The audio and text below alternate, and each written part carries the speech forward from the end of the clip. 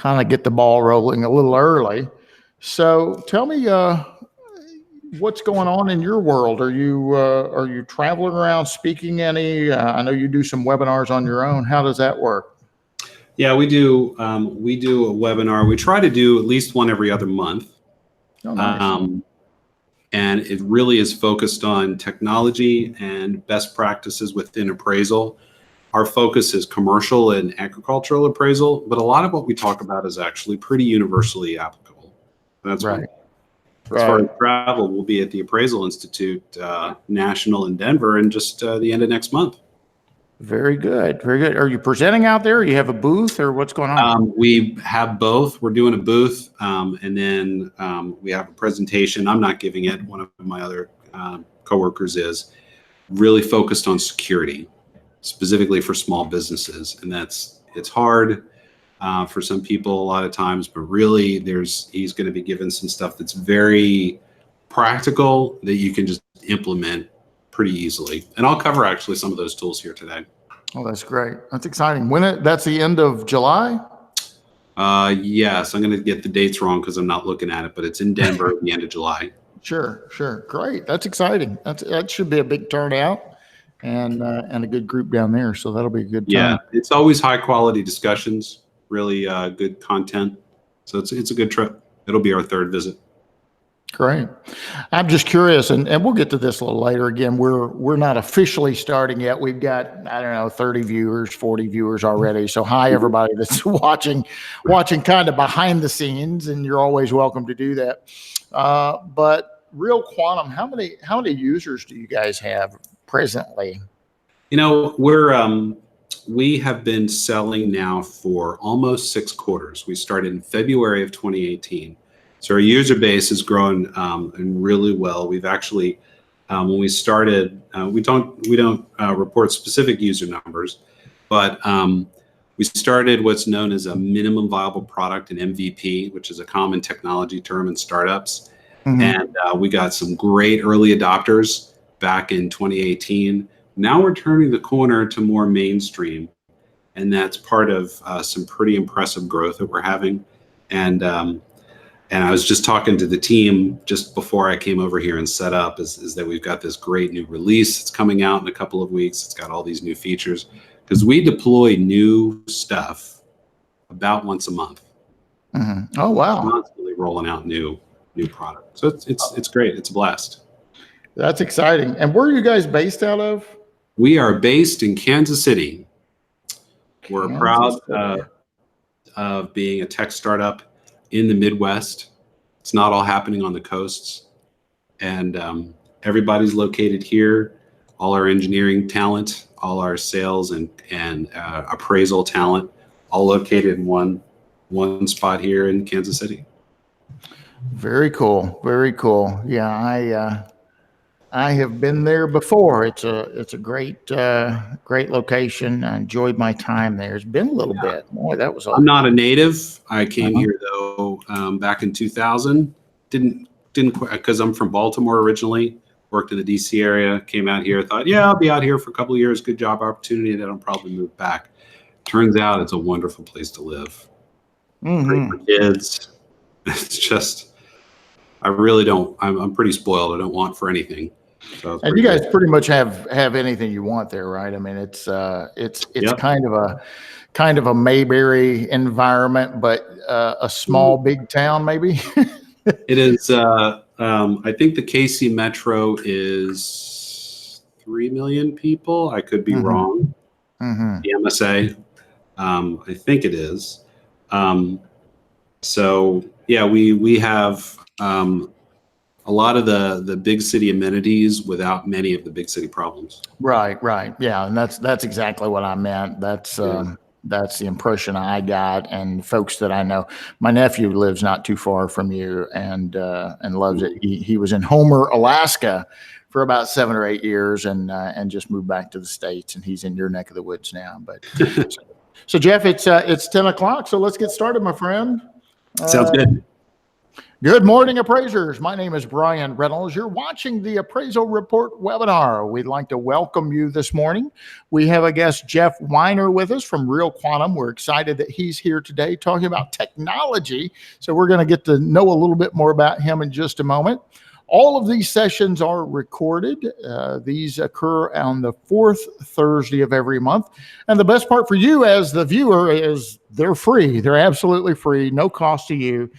It is, as I said, being recorded. So if you have any questions about seeing the webinar in its entirety, you get interrupted, or I've got a TV on my office now, and I'm trying to watch some things and think all right, I'm going to watch the hearing the other day, and I kept constantly so luckily there's a pause button, but you don't have a pause button right now, but you can watch the recorded session pretty much immediately after the broadcast. If you have any questions, we have the ability for you to type in a question. We'll get to as many of those as we possibly can. And with that being said, we're ready to go. So Mr. Jeff Weiner with Real Quantum, thank you very much for being here today. Brian, thanks a lot for having me here today. I really appreciate the work you guys are doing. Really just elevating the profession. Love to do what I can to help. Right. So just real quickly, Jeff, before we really get into technology, which is what we're going to be talking about today, let everybody know who you are and what Real Quantum is, and what do you do over there? Yeah, thanks. So my name is Jeff, and I am the Chief Marketing Officer at Real Quantum. Real Quantum is a commercial real estate appraisal platform, and we sell that to people in the commercial, industrial, and agricultural space. I've been doing that for a couple of years. My background isn't entirely in marketing. Prior to that, I was running software teams as an engineering lead. I've done a lot of sales, and I got my start way back in the beginning as a software developer myself. So I've been in the tech space that whole time. Love it. I love gadgets, and I love sharing things that can make people more productive. So that's why I love your webinar. Yeah. Well, thank you. And again, thank you for being here.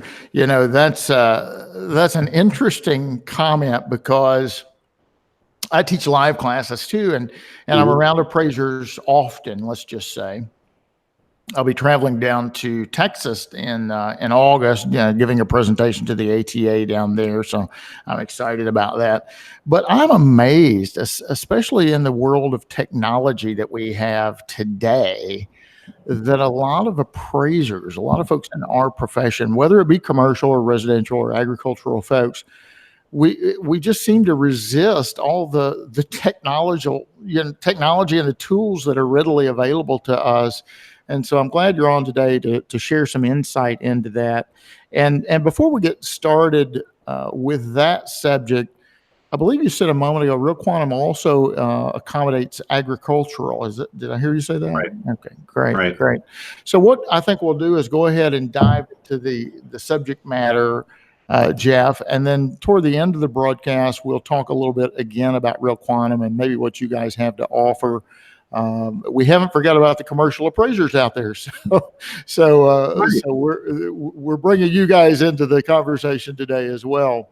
But let's go ahead and get started with some technology, and I think you've got a little presentation. Yeah, I've got a couple of slides here that'll help guide this conversation, because we're going to cover a lot of ground.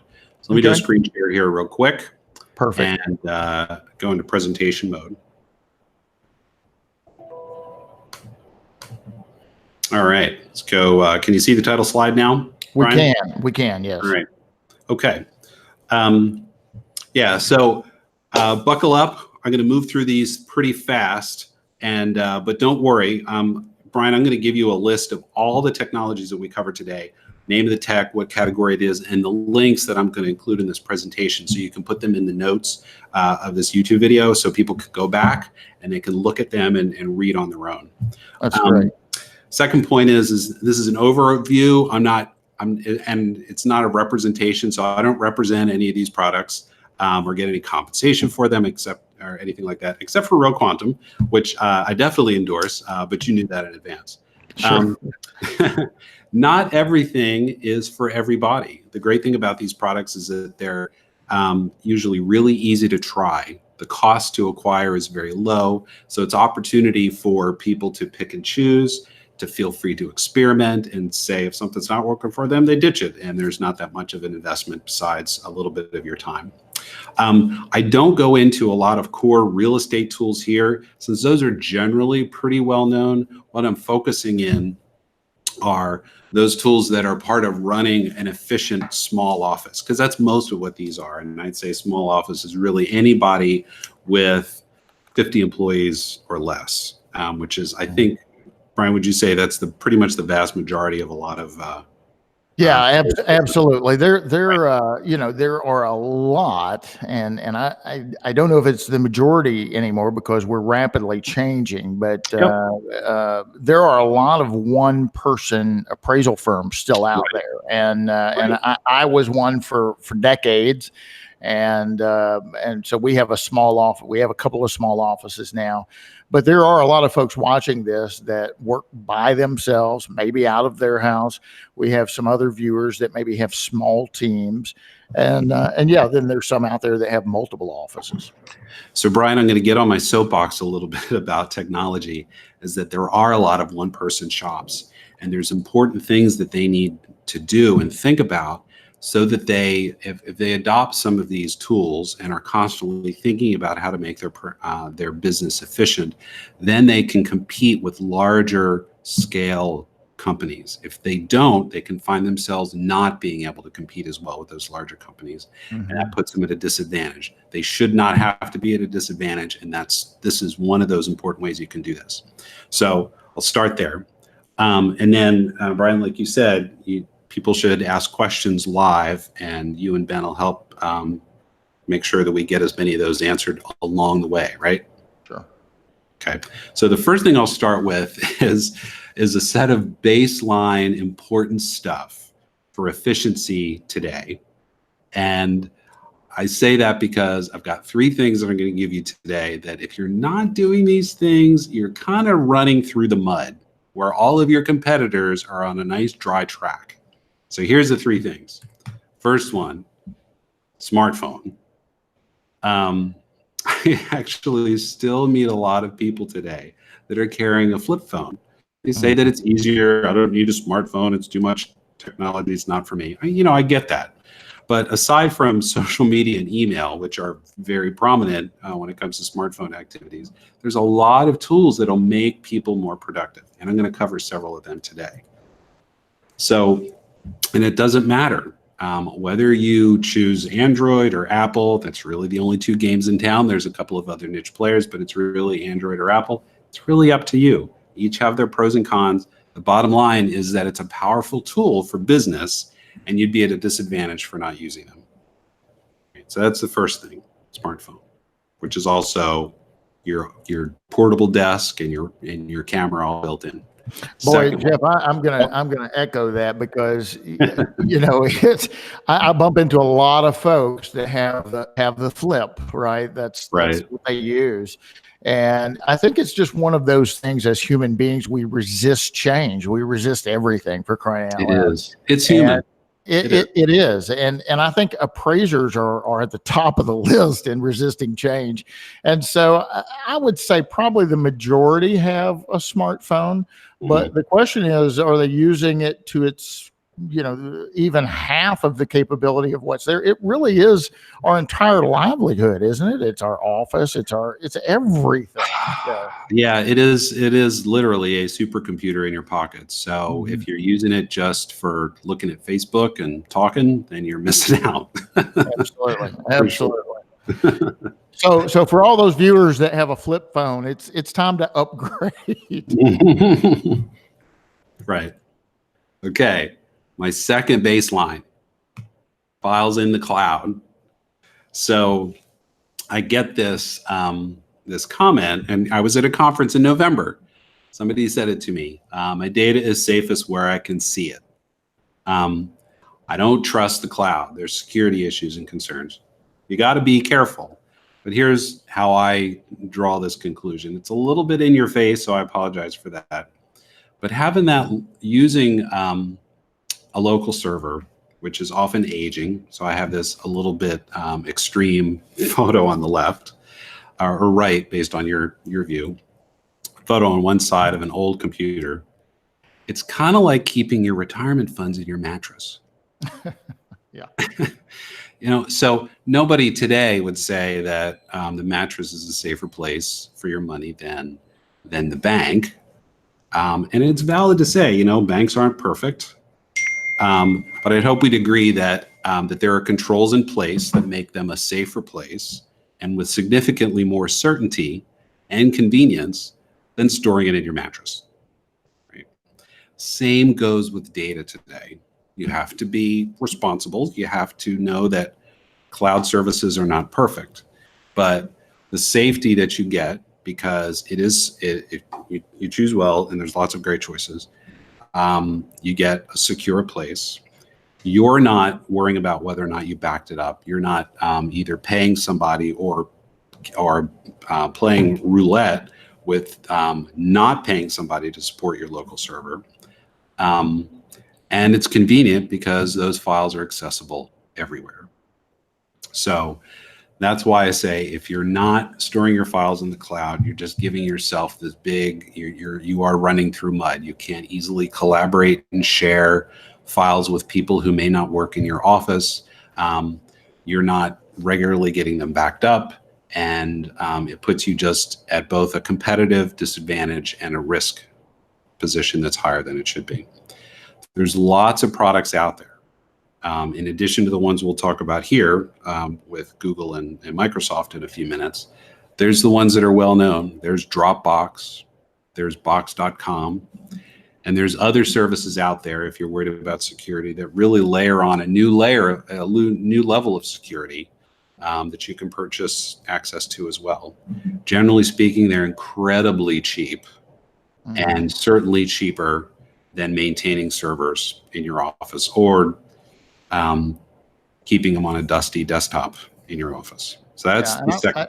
I'm going to chime in on this baseline, Jeff, because this impacts me personally. And that's one reason I'm glad you're talking about this kind of stuff. Now, in our appraisal office, the office we have down in Nashville, we do use Dropbox for our files. And it's really cool because anybody can access those from anywhere, a click of a button.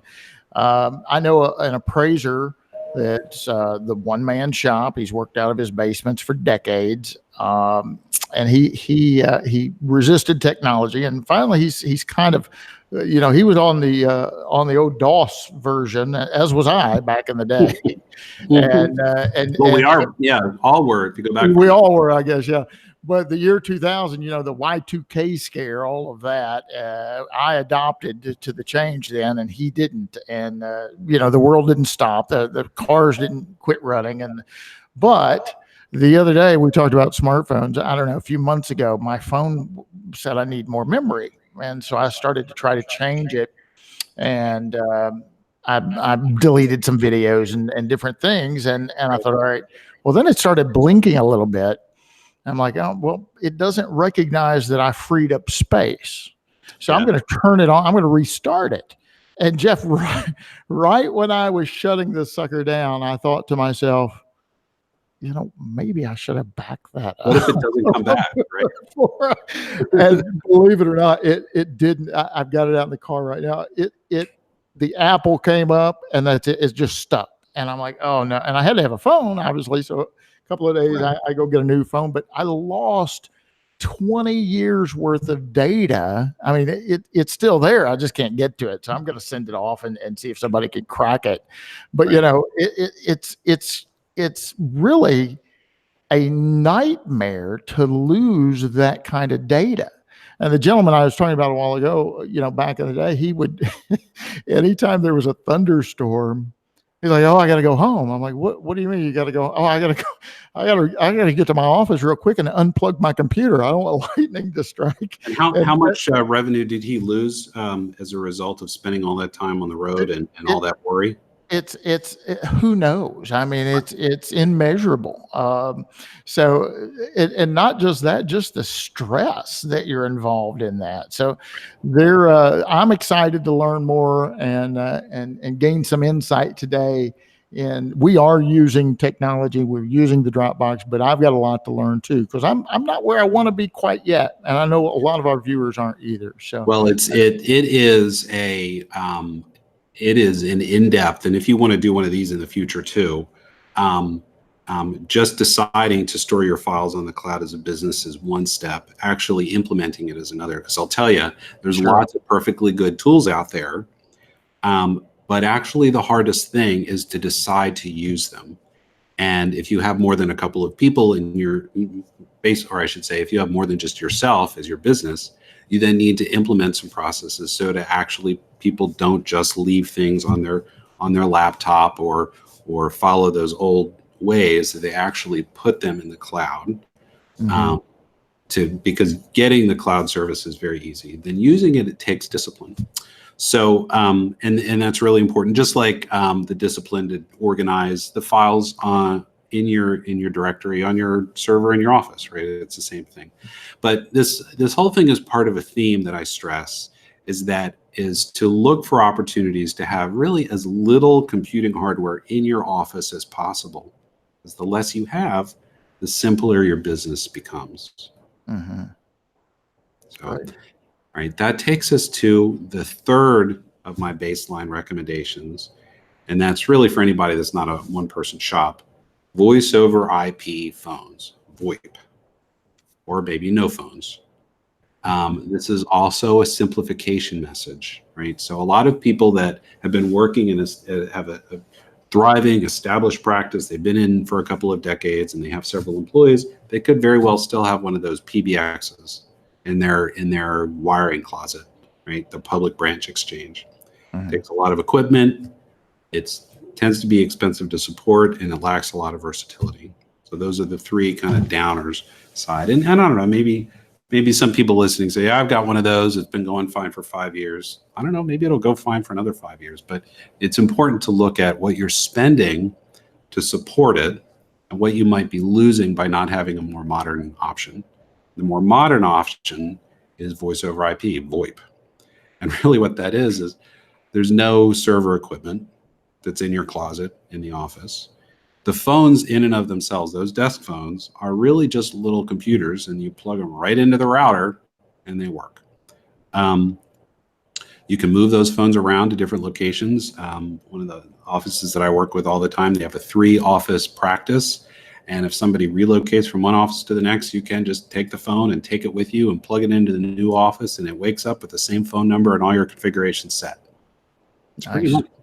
And then they have these online apps, and they vary. Some of them are good and some of them are not so good. But you can usually change the configuration on the web. So you can go in and you can say, after the second ring, it's going to forward to my cell phone, or it's going to, if you want to make sure that multiple people have, what do they call it, a hunt group, right? So if you want to make sure somebody answers the phone and it goes to different people, you can set all that kind of stuff up, and you can change it whenever you need to. Change your on-hold music, all that kind of stuff. Cool. In fact, many plans actually also include audio and video conferencing together. That's really handy in that space. I've used them in a couple of different places for a long time, and they are just tremendously much easier. Then my little comment on the right, get a headset, right? So that just makes everybody's life easier. The alternative to this, if you're a really small office, is just 2 cell phones and don't even have a desk phone at all. Personally, I like a headset and a desk phone just because I think the audio quality is better. And if I'm on a long conversation with somebody, I can take notes and all that kind of stuff. It works well. But some people don't care at all, and that's cheaper. So that's the cool thing with the one I have, and I assume you can with this system you're talking about, I can link my cell phone to the hard set phone on my desk. So if I get a call on the cell phone and I don't want to hold that cell phone, if I want to put it on speak, I've got a handset, a more traditional type phone, but I can use my cell phone through that if I want to. And I love that feature. Love that feature. Yeah, I do too. All right. So those are my 3 baseline things. It's the intro to say, if you're not doing these 3 things, think hard about them and really consider if you should make a change, because I would encourage you to do so. All right. So why don't we move on to some other software and gadgets that I've found in talking to our appraiser customers and in my life working across different small and medium-sized businesses that are really helpful. All right, so the first one, PC or Mac? So Brian, what do you use? I use a PC. I'm toying with the idea of switching over to the Mac. All my appraiser eLearning folks are, well, Doug's not. Doug's on my team, but Ben and Hal and Jim and everybody at the office, they are Mac crazy guys. They love them. Well, that's the thing. So really, first, it is really just a personal preference. It's kind of a Chevy, Ford, Pepsi, Coke kind of, you know, you get people that have had incredibly passionate views about one or the other. It's a tool. I've used a Mac for a long time now. I used a PC before that. It's a tool. Personally, I like the Mac user experience a little bit better. But hey, that Apple hardware, it's pricey. It's high quality, but it's not cheap. Lots of applications run on both, but not all of them. And so you have to look at what matters to you and see if it runs. There are a lot of products in the appraisal business that only run on Windows platforms, PCs, because they depend on certain plugins and things like that that run only on Windows, Microsoft Office. So that's an example of one of those things, to be sure. I'm seeing more and more businesses, though, become Mac shops just because of those other matters. The key that I'd suggest to you guys is to pick one and get everybody in your office using the same one, because that makes everything simpler. If you've got a bunch of tech-savvy people, it's less of a deal. But if you don't, then having one platform makes it easier. And then as a note, no matter what you do and what you use today, be sure you're installing those safety updates, right? So both Apple and Microsoft will push updates and usually they're for security vulnerabilities. It's really important to stay up to date on those. Otherwise, you put yourself at risk. That's the first thing. So, and Brian, as we're going through, if anybody jumps in with questions, interrupt me. Sure. All right. The next one or the other, right? Google Docs or Microsoft Office. So I get so many questions about this as people are talking about it because Google's marketing heavily. Of course, Google's gigantic, right? And lots of people are starting to think about, hey, Google Docs, a lot of times it's really cheap. What do you think? And both of them can be powerful collaboration tools. And when I talk about Office, I'm referring to Office 365, which is their online service. Yeah, Jeff, let me stop you here real quick.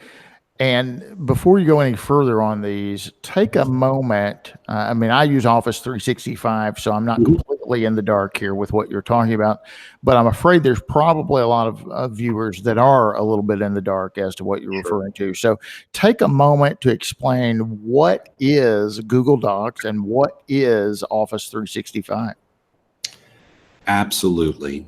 So I'll start with 365. So Office 365 is the online new service from Microsoft. That's the next generation after Microsoft Office platform that we've known for 25 years, right? Word, Excel, PowerPoint. Sometimes you get the database, the Outlook email client. All those things. Of course, for years and years, they were only offered as a big box full of disks that you installed on your own computer. Microsoft then transitioned a couple of years ago to make Office 365, which is a monthly fee type service as opposed to you buy it once. Some people prefer I just want it once and I don't want to have to buy it year after year. Okay, I see that. And then Google Docs came along a couple of years ago, and they basically offer a competitor to Microsoft Office. So they have a word processor called Docs. They have a spreadsheet. They have a presentation function. And of course, they have Gmail, right, for your email client. So they do all those things. Google Docs right out of the gate made it incredibly easy to collaborate. So two people in different parts of the world can be updating the spreadsheet or a Word document or a word processing document at the same time. You see a cursor where that person is, and as they type a character, you see that character. So it's really easy to collaborate. Office 365 then got better. Microsoft said, oh, Google's in my backyard. I better up my game. So now they have a lot of collaboration. So those two online products are very powerful collaboration tools now. Now, if you don't use Office 365 and you use the old, the older version that's not connected at all, it's still a good product, but you don't really get that collaboration very well at all. The other thing too is because Microsoft has those decades of past of creating a really solid de facto standard for word processing and spreadsheets. Of course, they have the edge on local install to cloud integration. So one of the things you can do is you can buy the version of Office 365 that includes the local installs. And so you can have Word and Excel and PowerPoint on your desktop, which is what I have, and you can use it in the cloud, and you can use either one. But again, like I said, if you use, like I said on the last slide, if you use Microsoft Office Local, be sure to install all those updates that they give you, unless you're using a really old one in which they've stopped giving you updates, and then you probably need to update. So now, if you choose one of those onlines like Google Docs or 365, the other big thing you get with it is you get cloud storage. So you get all those things we talked about before, where you have cloud storage that's secure, it's easy for your team to share, it's easy for you to securely share documents individually with other people outside your business, all those things. So you get those included, not just a word processor and a spreadsheet. You get that. They actually also offer voice services, video conferencing services, team instant messaging chat. So lots of different things that they're offering now as they compete head to head to get market domination. All right. So the next thing I'm going to talk about is security. And this one's, I'm going to take a little different tack. It's not an either or. I'm going to talk about a couple of different things that's really important for people to consider. So security is complicated, and it can be scary because we hear about hacking and passwords and things being exposed to the dark web and all that kind of stuff. It gets a lot of news. A lot of people are worried. Identity theft, that sort of thing. So security is really important, but it's not quite as hard to implement some really smart changes that really increase your level of security without it being that hard. So the first thing I'll give you that not a lot of people talk about is actually training. So you can do this yourself, but it's this company called KnowBe4. It was founded by a hacker who was very famous, and he went to prison a little while, I think, and then paid restitution. And now he started a security company. It's called KnowBe4. And specifically, that company's job is to cure the biggest security hole that we're left with today, which is ourselves. Mm-hmm. So you can get all the tools in the world hooked up to your computer, but if somebody calls you and tricks you into giving you your password, or you give them your bank account or your credit card number, then you're asking for trouble, right? All the technology in the world doesn't prevent that from happening. Yeah, and in today's environment, we plug that stuff in all the time. So yeah. it is a little disheartening. You know, we talk about technology, and there's so much good available via technology. There's some bad out there too. Oh, there is. And then in the whole deal with, somebody calling and scamming you. I mean, that's as old as time. That's been happening since humans first began. So it still is the biggest risk. And our company here at realquantum implemented KnowBe4. And I'll tell you, even the people that consider themselves the savviest, myself included, still got tricked, because what it does is you sign up for the service, you get this training, you have to go through the training, make sure you pass all the tests, and then the service lasts for like a year. And then it sends you fake phishing emails, right? The emails that come to you that pose as maybe your bank or something. And it tests to see if you remembered the stuff that they told you about how not to get tricked by an email. And what happens is if it tricks you, then it sends a report to the boss or whoever signed up for the service. And then it sends you some more training to get updated.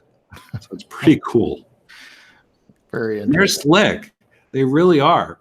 And the bad guys are getting more and more clever all the time. So that's the first thing. It's called Know Before. There's a couple of other ones out there. This one stands out because of this guy's background, right? Being a hacker himself. The next section here on the right is there are 3 categories of things I want you guys to think about, but there's lots of different tools. So I've actually included links, and these will be some of those links I give you, Brian, for the notes, just to some editor's choice top 10 in those categories on PC Mag. The first one to protect your computer is to get a good, reputable malware virus scan vulnerability detector. And it used to be a virus scanning all by itself. That was it. Malware is actually something that gets installed on your computer and does other things, like it either collects your information or might set you up to delete all your files if you don't pay some kind of ransom or something like that. And the opportunities for exposure are really broad. That's why the training thing is so important. So there's a lot of different ones that are constantly out there. That's a really good one to have. If you don't have something besides just a virus scan, look at that, and that's a good link. The second one is, not everybody does this, but it's something to consider if you do a lot of work in coffee shops and things like that, is to protect your Wi-Fi connection. And the tool is called a VPN, so a personal virtual private network. And it basically encrypts all of your activities on the internet from your computer to wherever it is you're going. And so if you work in a Starbucks for a couple of hours, Starbucks are pretty good, but if you work at a local place, there might be somebody that's set up something to trick people into connect to a bad Wi-Fi connection, and they can start skimming passwords and user IDs off your computer as you commute. That's really scary. And Yeah. I know it happens. I mean, I was in the Bahamas poor me, right? I was in the Bahamas a couple of days ago, and we took a quick little trip, 4-day trip. And I'm on, you don't have great signal in the Bahamas. Right. So I get on their Wi-Fi, which is free. And one of the things that I start to do is to check a bank account. I'm like, whoa, wait a minute. Why am I doing this over a free, open to anybody Wi-Fi connection? I mean, this is kind of dangerous, probably not smart for me to do that. So I backed out of it real quick, and I'm real curious about your next one here as well, the managed passwords. But I want to stop you just for a second, because we're at the halfway mark, unbelievably, Jeff, and we're getting a couple of comments and questions, which we'll get to after this particular slide. I'll let you finish up with this before we circle back around. Right. But I do want to just remind our viewers, you are watching the Appraisal Report webinar brought to you by the fine folks at Appraiser eLearning. This is broadcast the 4th Thursday of every month at 10 o'clock Central Standard Time. And we do record these sessions. We had a comment earlier asking, is this being recorded? Can they watch the rest of it at another time? So yes, it is being recorded. It will be available for a rewatch on the YouTube channel pretty much after the broadcast. And while you're there, go ahead and click subscribe. We sometimes have special webinars. We've had 2 over the last several months that if you weren't ready, you might have missed that. So go ahead and click the subscribe button, join our YouTube channel so that you're in the know. You're notified of any special broadcasts, which we do have occasionally. And I'm just going to give our folks something, Jeff. So what month and date is your birthday? not going to tell you my month and day on my birthday. Well, people's going to ask you they're going to say happy birthday to you. I didn't ask for the year. I'm saying, when's your birthday, for crying out Right. loud? You want me to tell you my mother's maiden name while I'm at it? No. Well, just how about giving me your favorite number then? That's safe, for crying out loud. Oh, my favorite number? Yeah. 7's a good number. So see, we're talking about security right now. He's nervous about giving me his birthday. We're going to try and hack him, right? So 7 is your favorite number. What's your favorite color? Red. Red. All right. So we're going to make a discount code right now. Red 7. I sound like I'm giving out, football call signals or something. Blue 77, red 7. So red 7 is a discount code right now for the rest of this broadcast, and maybe for a couple of minutes after. You'll get 20% off of any of the Appraiser e-learning courses. Now, this is only good for this broadcast, so you're going to have to pull up your second monitor, and hopefully everyone watching has at least 2 or 3 monitors, right? Yes. If not, you should go buy. If you don't have a second monitor, if you're watching this via one monitor, go buy a second monitor today. It will increase your proficiency, and you will be glad you did. I promise you. But anyway, pull up your second monitor. Go ahead and get on Appraiser eLearning. Go ahead and grab a course for an unbelievable 20% discount on Jeff's favorite color and his favorite number. Red 7 is the discount code, and it's only going to be available during this broadcast, maybe a couple of minutes after. So don't miss out. Even if you don't need a course right now, go ahead and lock it in at this great savings and take it in a month or 2 months, whenever you need it. So buy 1, buy 2, heck, buy 4 courses. All right, that's all my sales pitch, Jeff. So back at it. I'm excited about this slide. And you were just talking about protect your Wi-Fi connection. So let's go back to that a minute. I guess I made a good decision when I was in the Bahamas and got off and quit sharing all my. Really good. Somebody could have got in and got my stuff, right? Yeah, the risk you have, it might have been fine, but the risk you have is basically the same thing as walking into your bank with a T-shirt with your bank account and your debit card PIN written on the back of it. Jeez. You would never do that. That's irresponsible. You protect those things. So a VPN is actually a pretty inexpensive way to really be safe in those kind of situations. It's really good. It's really good. So the last one is manage passwords. And if you click that link, you're not going to get to Staples where you can download, where you can buy a bunch of Post-it notes, because Post-it notes are not a good place to manage your passwords. Really written down anywhere is not good. So what has happened, though, is there's a couple of companies that have come up with some very secure network connections. Again, they're cloud services where you can store your passwords, and it's an easy place to store them. And it's an easy place to safely share passwords that are appropriate to share, either with your team or your family or et cetera. So they're very inexpensive and they're a lot safer. And some people worry, hey, what if the password management tool gets hacked? That's technically, yep, that is a possibility. Nobody's perfect, but they've gone out of their way to be very secure, to make it very difficult to be able to handle such important files as your passwords. The downside of those things, you got to be careful, because if you forget your password to your password manager, you're out of luck. Yeah. So this is a common problem for Brian Reynolds. I'll ask Rebecca, what's my password? I don't, I have a horrible time with that because I don't use the same password on everything. And actually, we just got a comment from a viewer, and his comment was, if you just use the same password every time, it's easier to remember. But wouldn't that be dangerous, Jeff? Oh, that's a great setup. Yeah. That's actually what you don't want to do. Because the other thing that these password managers will do is they'll actually allow you to it'll suggest to you very difficult passwords. So yeah, actually it's important. You should not use the same password everywhere. A couple of years ago, Yahoo Mail was hacked. And the biggest problem was not that bad guys would necessarily find your Yahoo Mail password and see who you email. It was because specifically many people use the same password. And so they would then start using your name to do password reset requests using your email address. Oh. And that password, because a lot of times you use the same one for your bank as you did for Yahoo. Right, right. In fact, I think there was a lawsuit that was just settled. I'm not going to mention any names, but some of our viewers might figure out who I'm talking about. But an AMC got in and found an appraiser's password that they use for their company, right? You have a Right. relationship with them.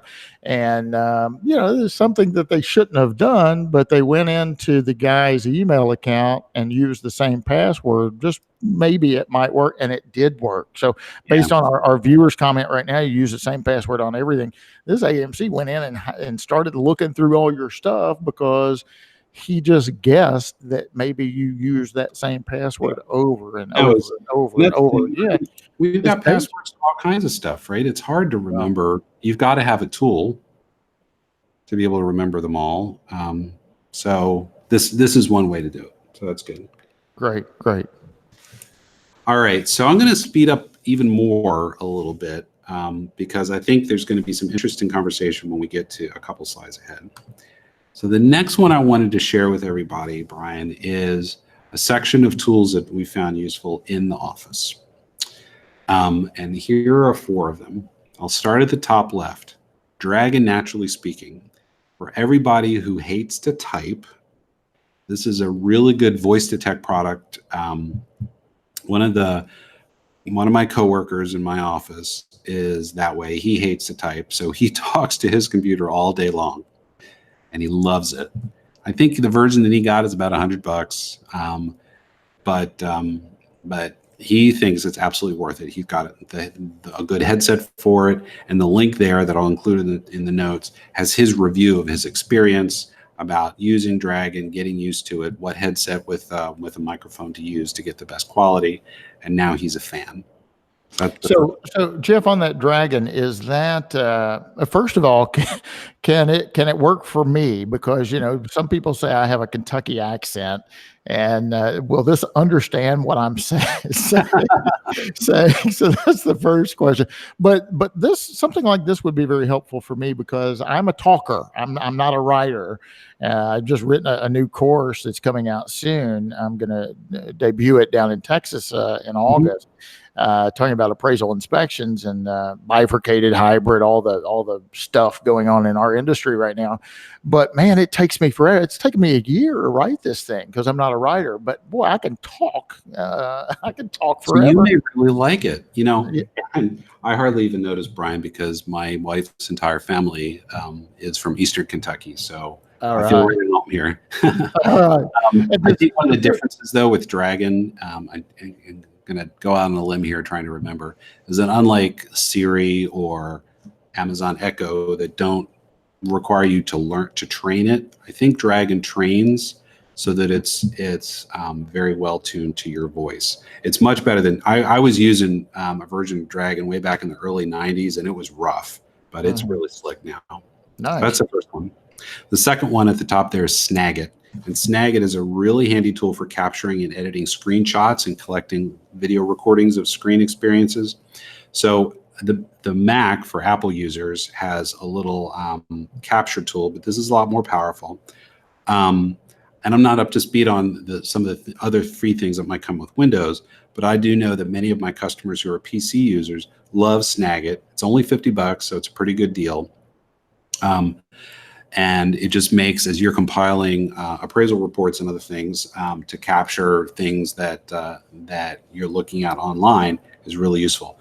It just, of course, to be sure that you don't take images of anything that you don't have rights to when you drop it into your reports. So that's SnagIt. And that's not the only one out there, but that one works pretty well. Yeah, there's one on Windows called Snippet. And I think SnagIt probably works a little better and has more bells and whistles on it. But for all of our viewers, if you want to start, kind of on a baby steps, the snipping tool is free. It's in your Windows software already, and that might be something you take a look at. If I can, I'm going to try and share my screen real quick. And if you can see that right now, it's a little pair of scissors down here at the bottom of my screen. I don't know if you can see that, but you just click on that, and then you highlight whatever you want, and it takes a picture of it. It's very cool. You can copy it, email it. It's like the old, the old DOS version of print screen. Right. Great. What it was. So that's very cool. So that one's handy. The next one, lower left, is Calendly. It's a little hard to say. But Calendly is among the list of a handful of products out there that allow you to share your calendar with others. And so I personally use it extensively because most of my meetings are with people that are outside my office. So I can set up different types of meetings, 30-minute meetings, 45 minutes, 60 minutes. And then I can tell Calendly what times I want to make available. So what it does is, like, for example, I like personal work time before 9 a.m. and after 4 p.m. So I don't open those up to Calendly, and I don't do it every day, but I give those blocks of time. And then what Calendly does is it looks and sees what I've got booked. And then it says, hey, Brian, Jeff is open from 11 a.m. to 1 p.m. on Thursday, and other parts in my week. And then you can just click on it. You can reserve that time, and then it creates a meeting. And it also gives you the ability to cancel it or change it if you've got a problem. So I find it much better than emailing back and forth or leaving voicemails to be able to pick a time to meet. You just set it up. And if you go on vacation and you block out your week that you're going to be on vacation, it doesn't suggest that time. So I'm a big fan of it because it makes it easy for others, but it still puts all the control in my hands. So that's Calendly. The fourth one there is QuickBooks, and QuickBooks may be something that everybody uses, but I'm listing online in particular because of its usefulness for really small businesses. The real quantum CFO tells me it's not as full featured as the desktop version he's used or the server version he's used in the past, but I suspect that for the vast majority of appraisal offices, it's pretty good. So it's totally cloud-based, it's secure, and therefore it's available wherever you are. It also has a mobile app for expense management, but I prefer another tool that I'll get to when I talk about mobile apps. So, Brian, do you use this product or something else? Yeah. That's exactly what we use. And I'll just tell you, and I'll tell our viewers, my accountant loves me for picking that one up. and we actually, we run a couple of accounts through QuickBooks. One is the Reynolds and Associates umbrella, which I have, an education company, got an appraisal division, got a consulting division. And then the other one is the appraisal office, exclusive appraisal office that we run in Tennessee called Fine Point Valuations, and we run that through another QuickBook online, and it really works great. With just a click of a button, you can kind of know where you're at. You can get your balance sheets, you can get your P&L, and I've given my CPA access to that, so they kind of go in, they handle all the tax issues for us, and it's just a godsend. It really is. Smart. I was the guy that would go into the accountant's office in the final hour, after a couple of extensions with an envelope full of receipts. And, I used to pay cash for everything and I'd forget to keep a receipt. So she got me using my debit card and business debit card where she sees what I'm spending money on. And she's got access to the QuickBooks so that and I just call her, I know what I don't.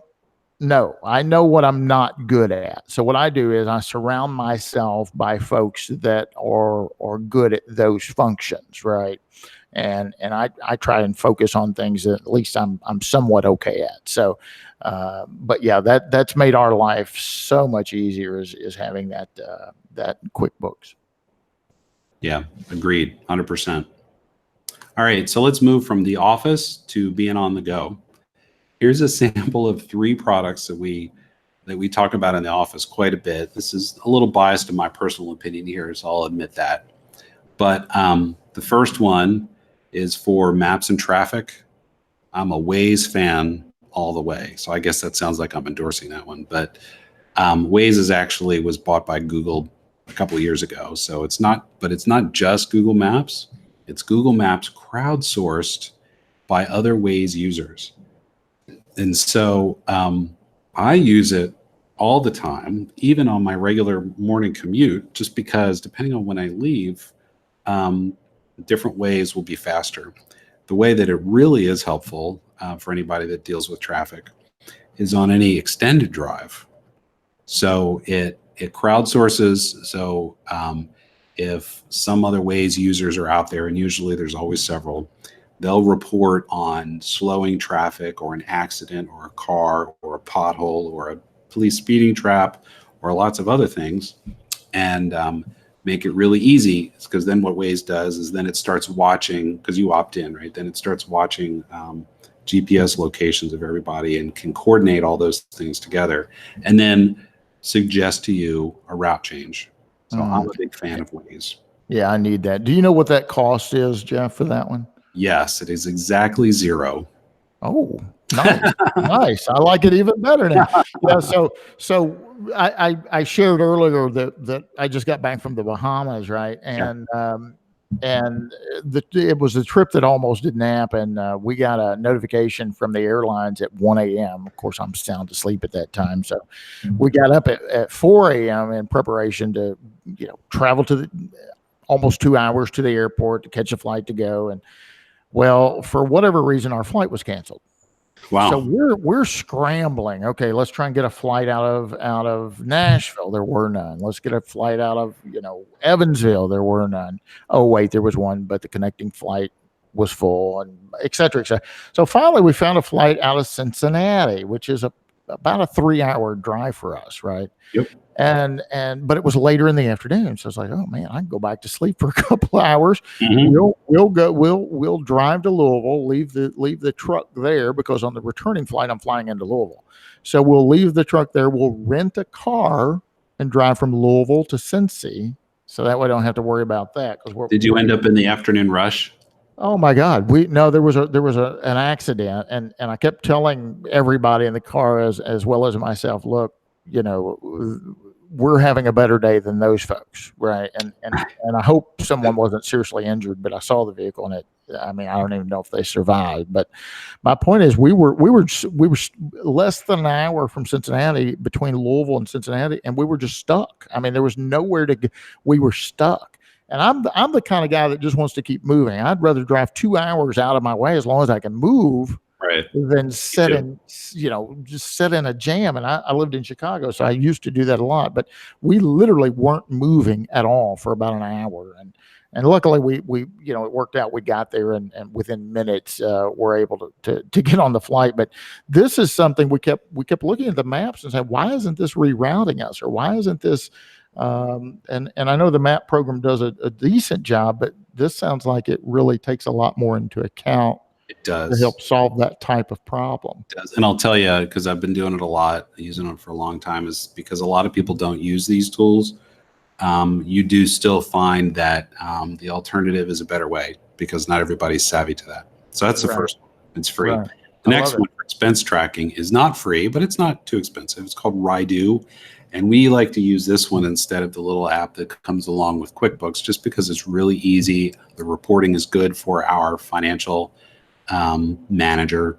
And so Rydoo is a really good mobile app. It makes it easy for you to take a picture of a receipt, tie it to an expense or to a project.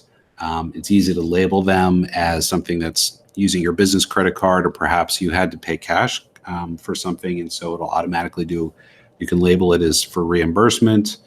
You can label it as something that's billable to a client. Very easy with just little drop-down selections and radio buttons to click through very quickly and get those expenses managed. Big fan of Rydoo. I'm going to keep going at a pretty good clip here because we got 5 minutes left. Yeah, sure. The third one here is this podcast player called Overcast. I love to consume podcasts because I'm always hungry for information. And these days I've been consuming a lot in real estate and in startup tech. And Overcast is a really easy to use product. You can queue up a whole bunch of different podcasts in order that you choose so that they just play. It's great when you've got windshield time, for example, or I like then, and I like it when I'm doing yard work. To help me get up to speed, on everything that's happening and literally get up to speed, because I usually run mine at 120% speed, which you can do. You can run it a little quick. So Oh my God. I consume all of them at 120%. You can go up like 2x or something like that. Does it make the voice sound funny, or does it just You, it goes really, really, really quick? you can change it so that it doesn't sound like the chipmunks. Yeah. And I love it. It's a great tool, and that one, of course, is free. So that's on the go. Those are 3 things to consider if you hadn't already. Right. The next one in the category of gadgets, drones. Mm-hmm. Now, drones have been getting a lot of talk the last couple of years, and they're getting a lot more use in residential and commercial appraisal.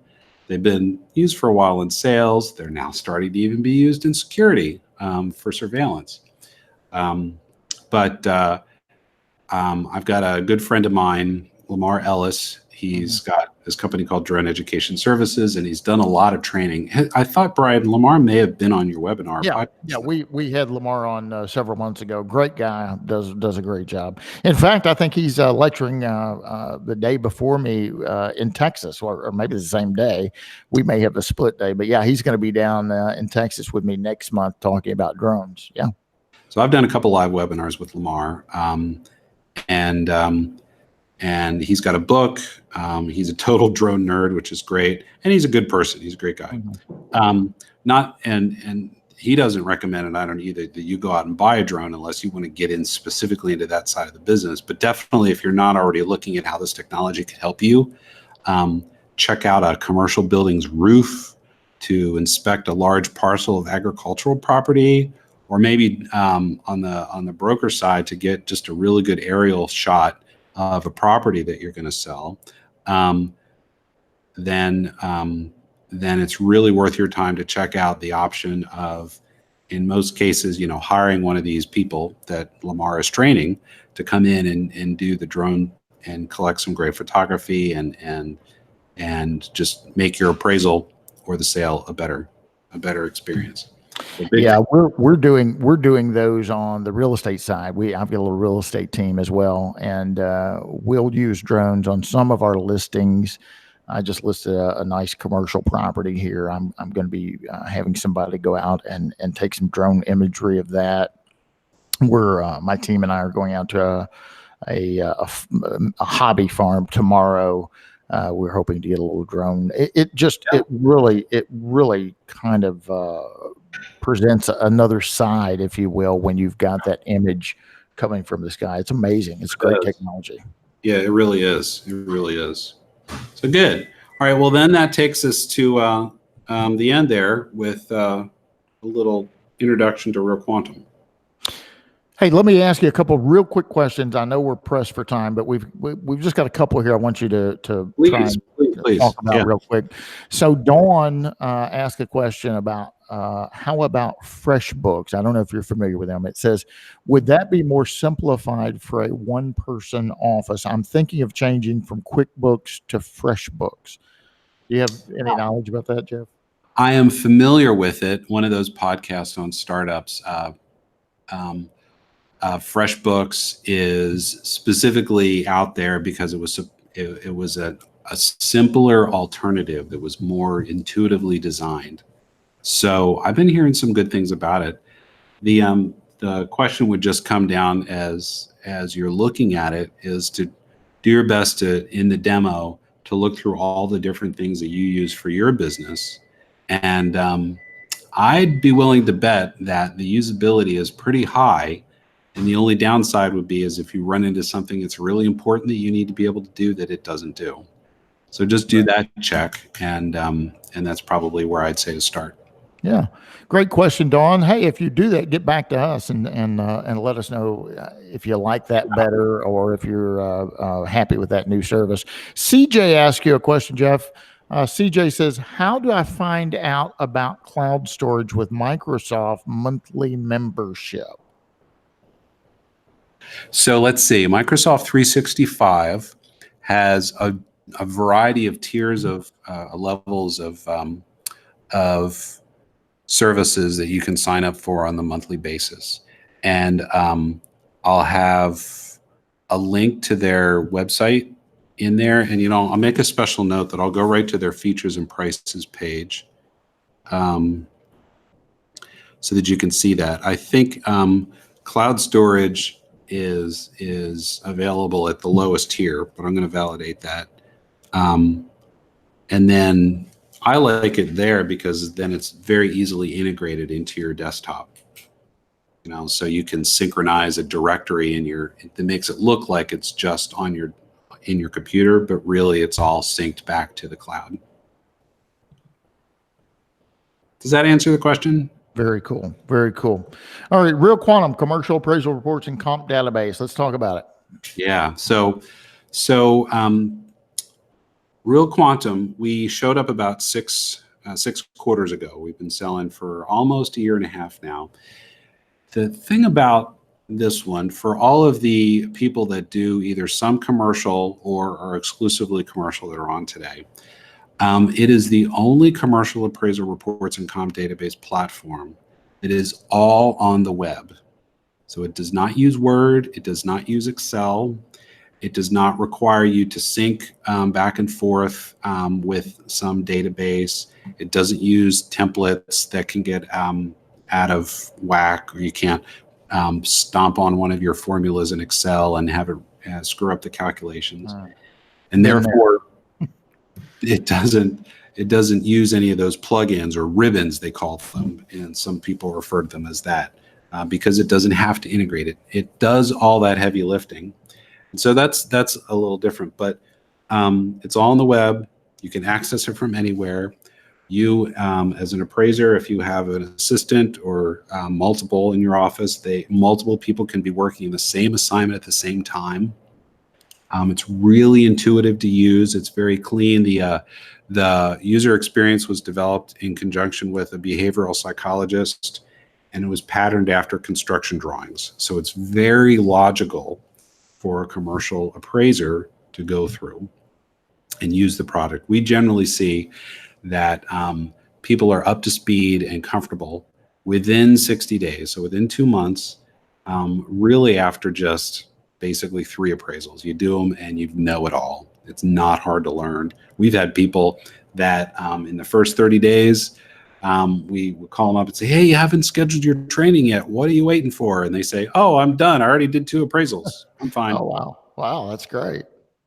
It also has a mobile app that doesn't duplicate all those features because there's a lot of features in the app. It has a mobile app that's specifically for inspections. So you open up the app, you log in with your same credentials that you have for the web app. You open it up and it shows you your assignments that you have. You click on the assignment, you snap all your photographs from around the building. It automatically loads up the compass direction that you were facing and all that stuff. You can type or dictate notes in there. You can even draw little diagrams. You can use it on an iPad or an iPhone. And then it starts uploading all of that to your web app. And so when you go into the web app, or like in the case that we do, a lot of our customers, the appraisal will be out, they'll finish their inspection. That appraiser is driving back to the office. There's an assistant already in the office who's taking those photos and lining them up where they're supposed to go, making sure all the comments are right and getting it ready while that appraiser's on the road. So it's really productive addition, a complement. We do about a release about every month. So we're always adding new features to the product. We have it's incredibly stable and very secure. So we're going gangbusters. We're loving it. Having a lot of, we're selling the heck out of it to appraisers across North America today, and it covers commercial, industrial, and many types of agricultural. Mm-hmm. Yeah, that's great. That's great. Right, so I've got a really quick video that kind of pokes fun a little bit out of those other products that are competitors of ours that require you to use plugins. I'll just play that. What's a plugin? There's a new plugin. Did you upgrade your software?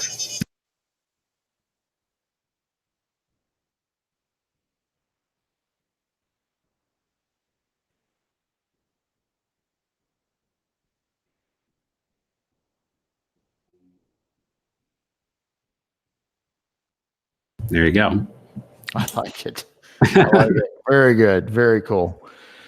Jeff Weiner, thank you so much for being on today, man. We've gotten a lot of information here. I'm going to be checking out several of those links because you've gotten my interest in many of them.